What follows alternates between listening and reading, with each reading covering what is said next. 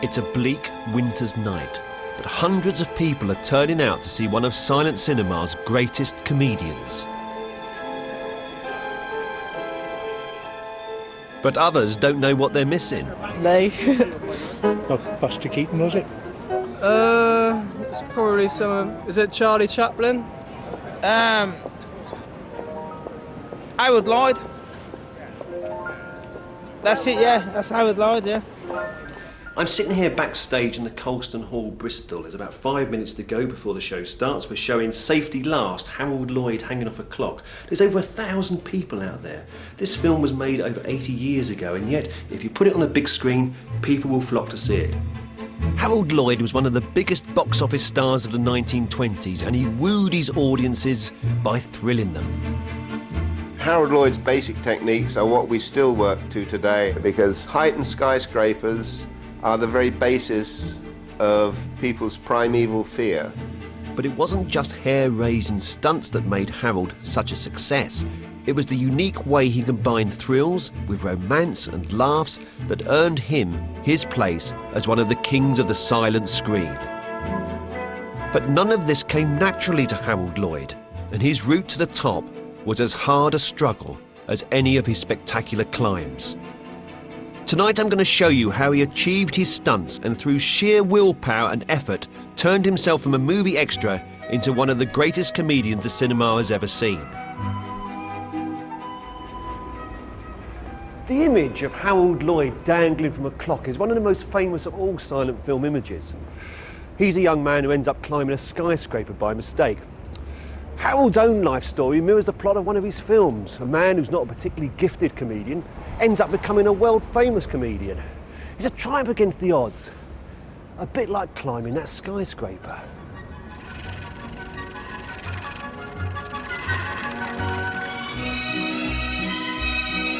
Harold Lloyd's road to Hollywood was one of twists and turns. Both his parents encouraged Harold's early enthusiasm for the theatre, but his father James, known as Foxy, found it difficult to hold down a job or hold on to money, and his parents divorced. It was such circumstances that eventually led Harold to a decisive crossroads.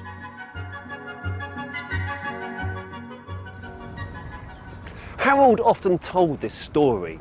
Foxy, Harold's dad, was involved in a motor accident in Nebraska in 1912 and received $3,000 in settlement. Foxy wanted to go to New York or Nashville, but Harold wanted to go to San Diego, California, so they agreed to toss a coin.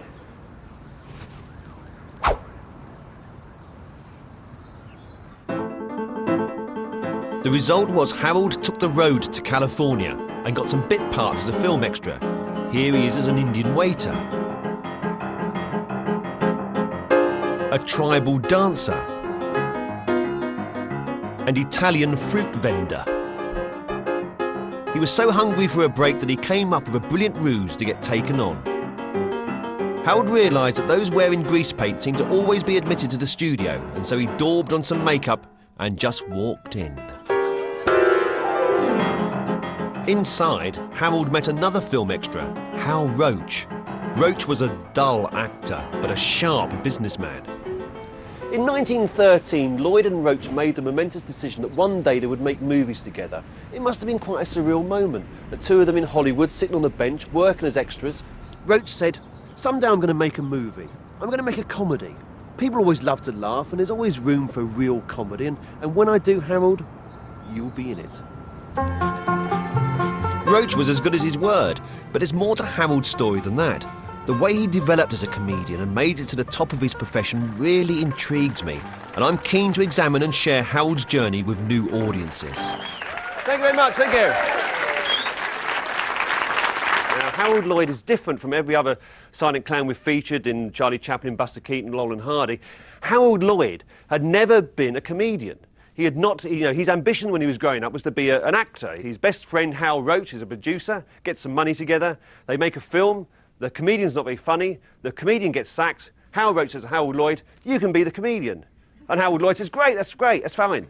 The one disadvantage is that he doesn't know what he's doing, because he's never had that experience. So we're going to look at the very first film that Harold Lloyd appeared in as a comedian. It's called Just Nuts.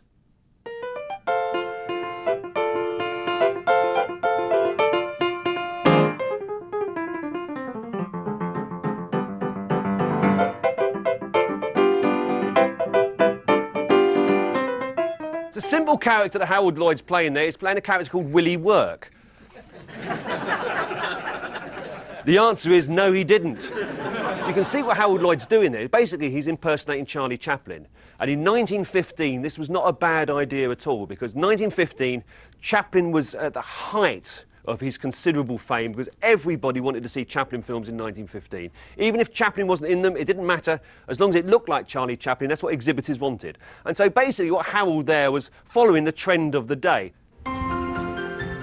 Although the Willie Work character was a poor imitation of Chaplin, it wasn't the worst. Here's comedian Billy Ritchie, who bizarrely claimed that Chaplin was impersonating him. And then there was Billy West, a comedian whose Chaplin mimicry was more recognisable. But none of them, including Harold, had what Chaplin had, a natural brilliance and perfect comic timing.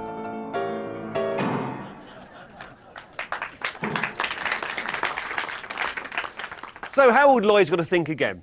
He abandons Willie Work, that doesn't work, and he comes up with a new character called Lonesome Luke. Here he decided that he's going to get away from the Chaplin thing. He's going to, instead of having baggy trousers, he's going to have tight trousers. He's going to reverse the costume. Everything that Chaplin has big, he's going to make tight, and vice versa. So let's have a look at Harold Lloyd in Luke's Movie Muddle.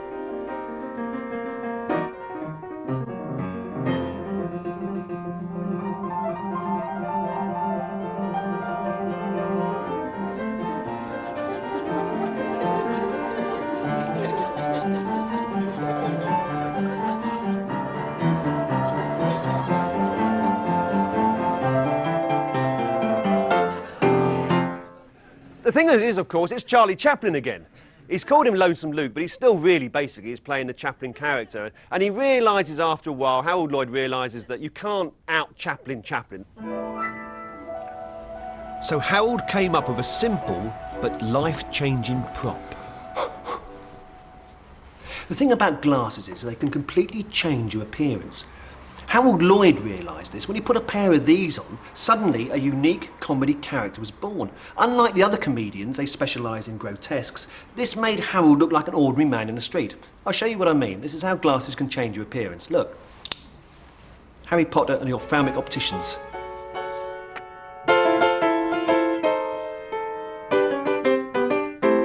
Here's Harold for the first time in his new role. Lloyd's name for this creation was simply the Glasses character.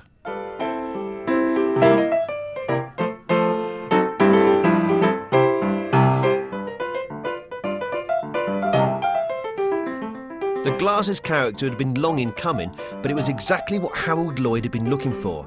A new creation that would appeal to a wide audience. Well, I can say this. That before I put on the glasses, I felt bound in.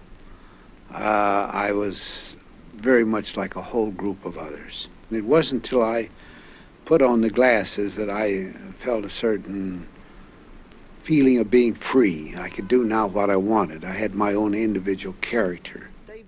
Film historian David Robinson met Harold Lloyd. I met him rather late in his life, and I never found him very interesting. It was like meeting a nice businessman.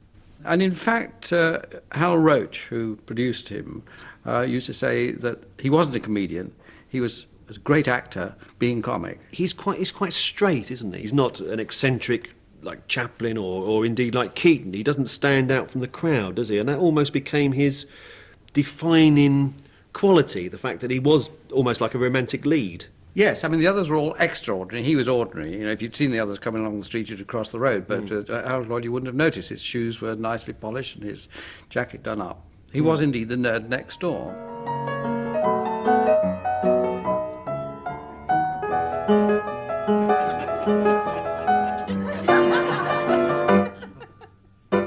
Although Harold Lloyd appears to be just the ordinary man in the street, a great deal of thought has gone into his character, and he didn't arrive at it overnight. The Glasses character's earliest outings were lacking somewhat in sophistication.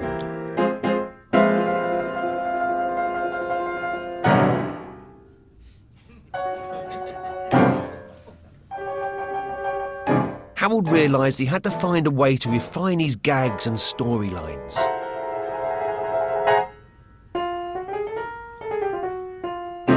Harold was one of the first comics to preview his material.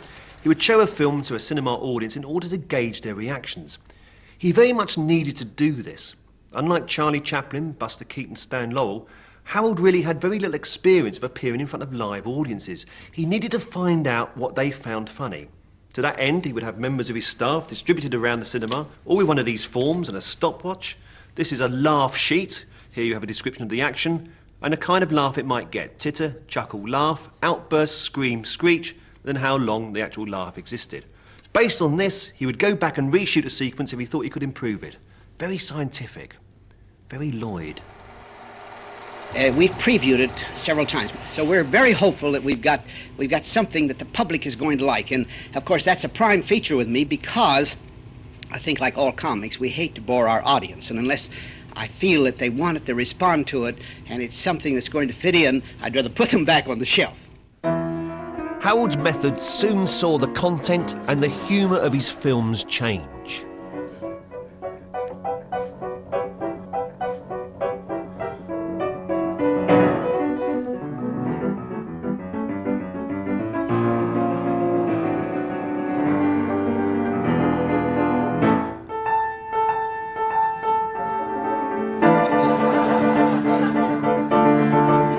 Harold also kept a close eye on what his contemporaries were up to. When Charlie Chaplin released his first feature-length film, The Kid, with its new blend of strong storytelling and characterisation with humour, it was an inspiration. 1 month later, Harold went into production with a new film, Grandma's Boy.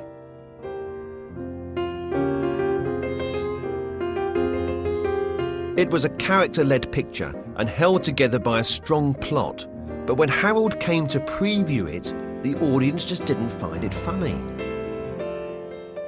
Lloyd mentioned showing Grandma's Boy, and they showed it, and they didn't get any laughs. And Hal Roach says, "We got to forget this. You know, you're going for the drama. We've got to put some. You got to go back to comedy." And then he spends another 6 months, I think, gagging it up. And he didn't have the benefit of either Buster or Charlie's experience in vaudeville and musical. He didn't sort of grow up in the business, as it were. He was a straight actor.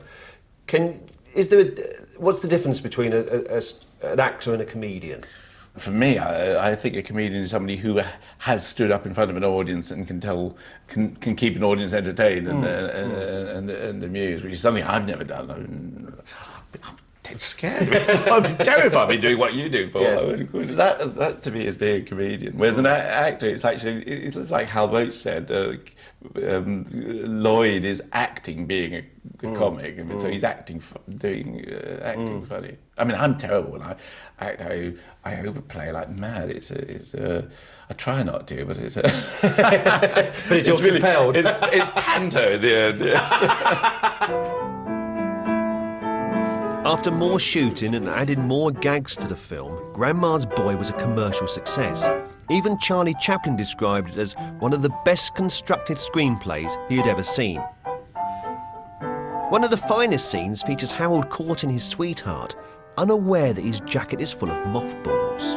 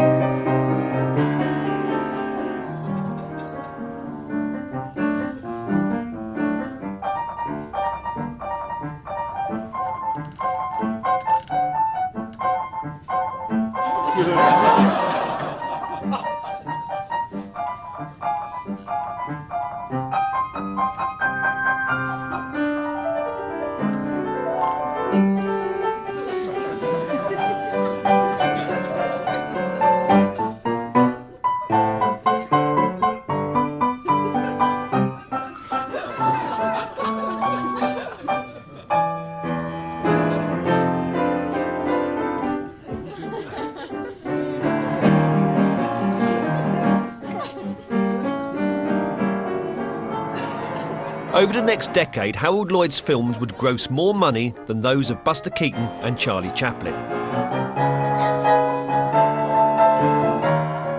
Harold had an X factor his contemporaries lacked: sex appeal. I quite fancied Harold Lloyd, oddly. I think he's got that kind of geeky sex appeal, man in glasses sort of thing. And also, I think the women in his films were very strong.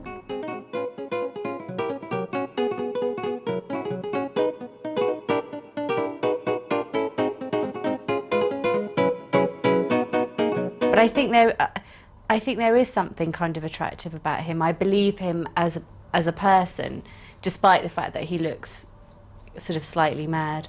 But yeah. Does he look slightly mad? I think he does a little bit. And in a sort of weird way, he's a bit girly as well. But I think he's, like I said before, I think he's got that sort of Louis Theroux thing that women sort of think they can, you know, protect him, which he does in his films as well, when he's the sort of poor down and out and she's very wealthy. So, you know, there were good role reversals, I think, in it. In Pay Your Dues, the heroine, actress Bibi Daniels, is trying to rescue Harold, who's about to be initiated into a secret order, a bit like the Freemasons.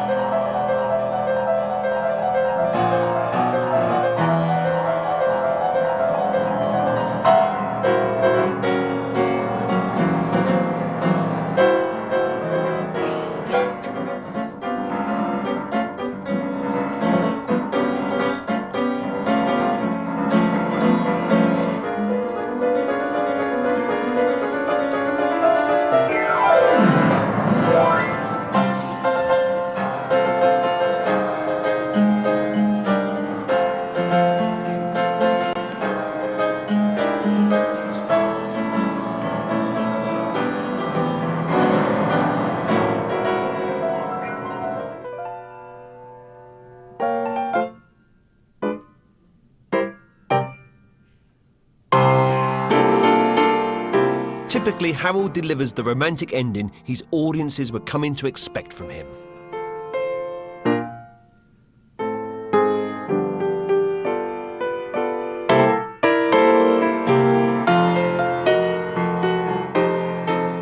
Part of Harold Lloyd's huge appeal was that he looked like the boy next door, everyman. And he managed to chime with the times, the roaring 20s, skyscrapers, aeroplanes, radios, the jazz age, onwards and upwards. That's Harold Lloyd. Harold's ability to respond to time and place was key to his success. His go-getting image of the man about town was very appealing to audiences in the booming 1920s.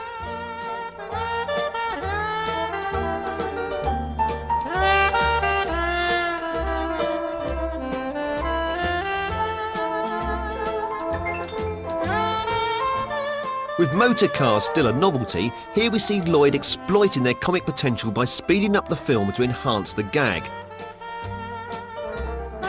A technique Harold would have picked up from the likes of Charlie Chaplin and Douglas Fairbanks, part of the Hollywood elite he had now joined. Harold Lloyd said that him and the other comedians used to meet in Douglas Fairbanks' steam room at United Artists. They'd all be sitting around, Douglas Fairbanks himself, obviously, Harold Lloyd, Charlie Chaplin, Buster Keaton, discussing various comedy ideas. It just shows that these people weren't working in a vacuum. They all knew each other. They all liked and respected each other. What are you doing later? Oh, be careful. But Harold was about to leave imitation behind when he took his character into a new dimension.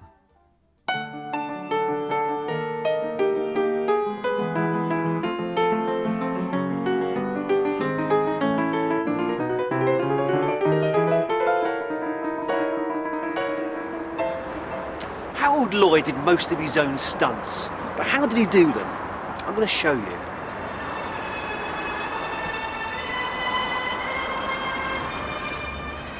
Here I am. I'm 100 feet up in the air, and it's nerve-wracking. I mean, it really is nerve-wracking. In fact, I think I've had enough of that. Harold didn't have modern technology like computer-generated imaging or CGI to achieve his stunts.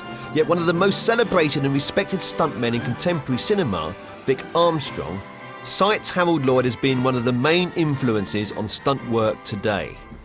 Basically, look out below, this movie here, they're developing the techniques that we still use to this day.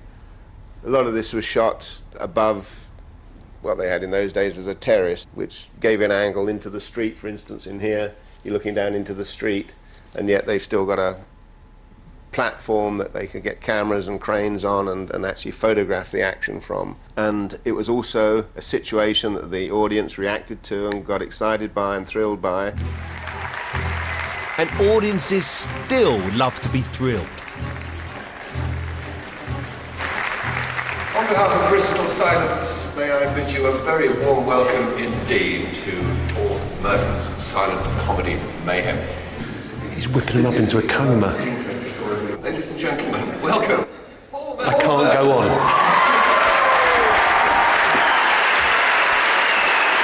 Thank you, Chris. Cheers. Thank you very much. Thank you. Our feature tonight is Safety Last, a Harold Lloyd film, 1923. Now, most of you probably, I'm sure, will be familiar with the image of him hanging off the clock. I'm thrilled to see this on the big screen. I haven't seen it in this country since 1989. I don't think it's been seen in this part of the world since 1923 when it was released. So it's you know, when you're a hit, they can't wait to get you back again, can they? It's fantastic to see you all here, and I hope you're going to enjoy Safety Last. Let me leave you in the capable hands of Mr. Neil Brand.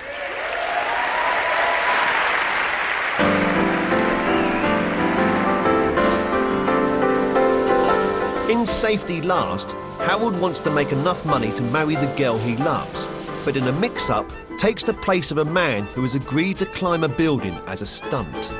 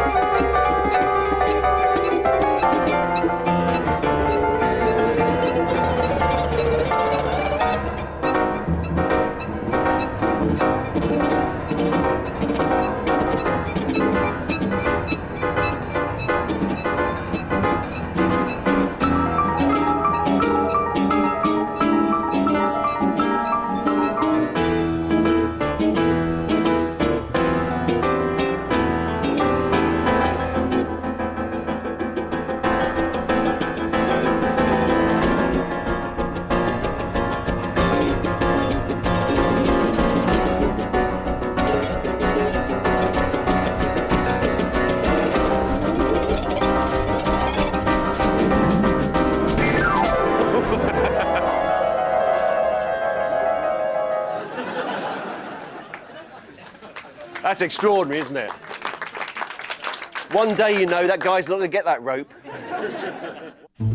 The actual sequence of Harold hanging off the clock was analysed by film historians Kevin Brownlow and David Gill when they found the exact location where Harold had performed his stunt. In this shot, we can see how, by precisely lining up the real buildings with the set, the illusion of height was achieved.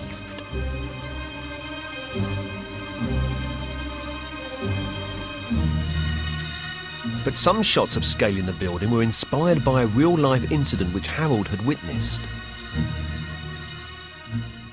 There was a tremendous crowd there, maybe 200 or 300 people or more. And I inquired what was going on. They said, a man's going to scale this building. And I said, really? So I stood around and sure did. They came in, they had a ceremony, they introduced him, and he started climbing, and he got about 3 floors, and I couldn't stand it anymore. I just knew he was going to be killed. So I went around the corner where I couldn't see him, and lots of people were up there too, and I said, where is he now? I said, oh, he's about the 5th floor.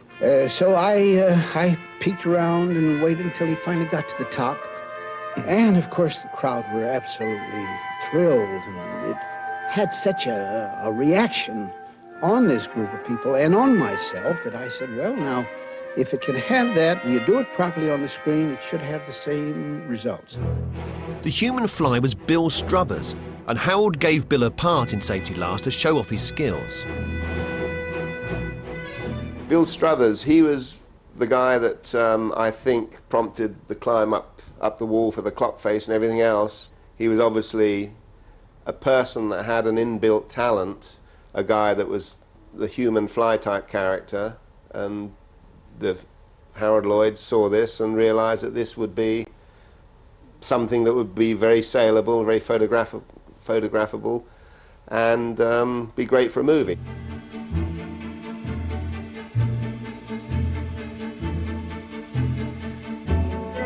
Safety Last had a huge impact on both audiences and Hollywood. Harold had created a new kind of movie, the thrill picture. For the next few years, every major comic put thrill elements into their picture. 6 months after Safety Last was released, Buster Keaton released Our Hospitality. Watch for his variation here on the hanging off the clock.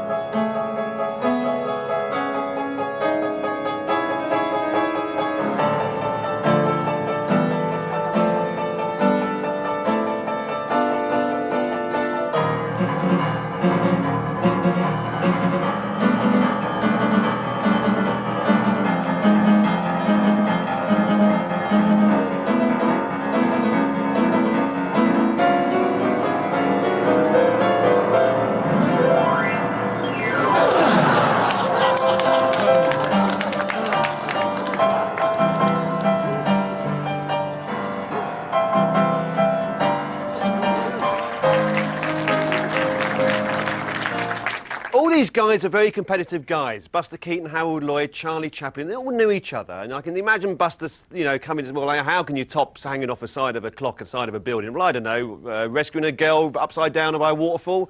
That might do it. And so they realised that this was a new element into filmmaking. And this is the thing that Harold Lloyd very much brought to screen comedy in the 1920s, that idea that, you know, the whole thrill element.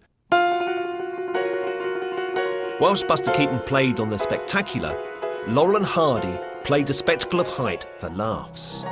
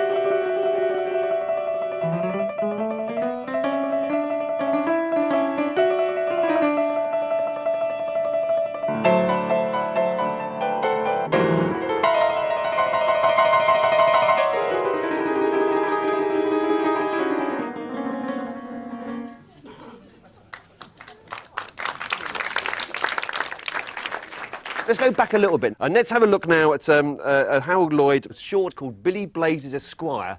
And there's a joke that he does here which he would have found much more difficult a year later. And this is an extraordinary story, I shall tell you after this clip. One that makes the climb up the clock seem even more fantastic than it actually is. But first of all, let's have a quick look at Billy Blazes Esquire.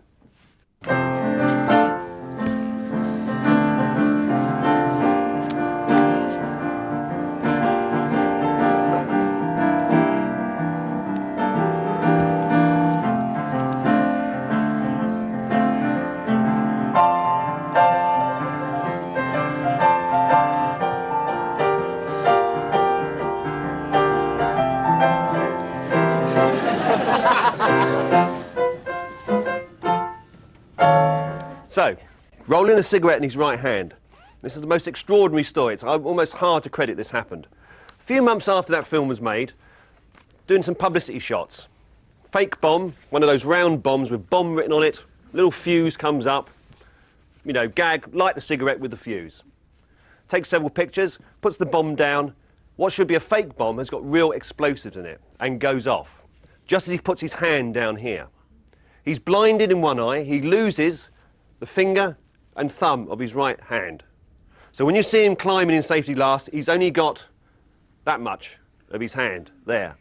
He wears, for the rest of his career, he wears a sort of special prosthetic glove. He didn't really want people to know about this at the time because, you know, he thought, well, people are just going to be looking at my hand, and I don't want them to be looking at my hand, so he won't thank me for telling you this, but luckily his sight comes back after a few months, and there's pictures of him, you know, in the grounds of his house with his hand bandaged up and stuff, and it was several long months before he got back to making movies.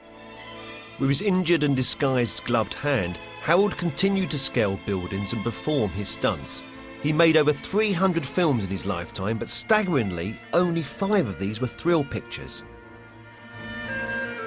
Harold hanging off the clock is what we might remember him best for, but he also brought romance and charm to the world of silent comedy. Here's Harold in one of his last silent films, The Kid Brother, which I think beautifully demonstrates his range of skills.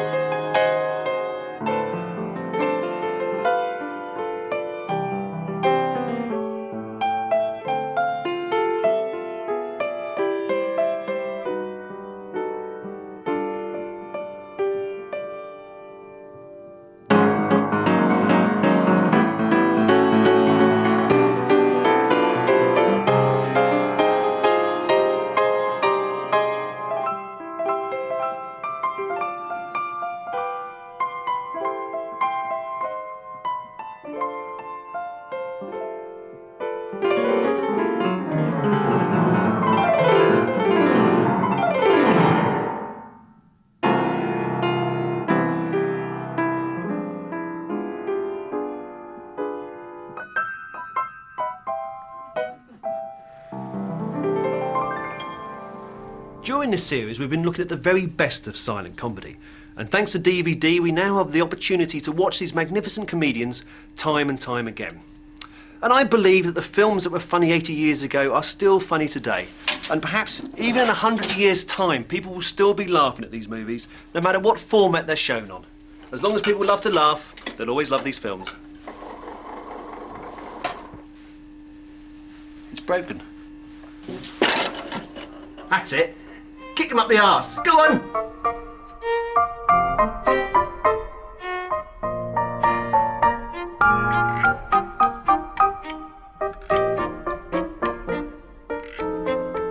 And now to conclude this programme and indeed the series, one of my favourite Harold Lloyd thrill pictures with a brand new musical score by Neil Brand. Ladies and gentlemen, Never Weaken.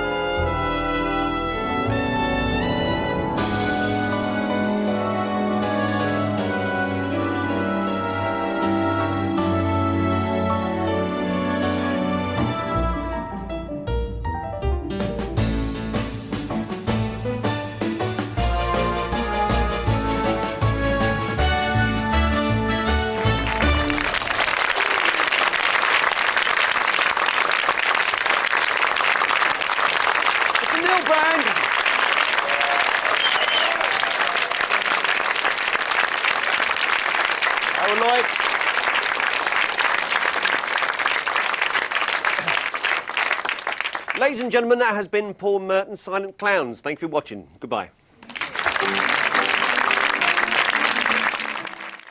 Tomorrow, don't miss a chance to see the first 3 parts of our terribly stylish but ever so deadly French crime thriller. That's Spiral from 10:30. Tonight, The World in Art in 1776. Next.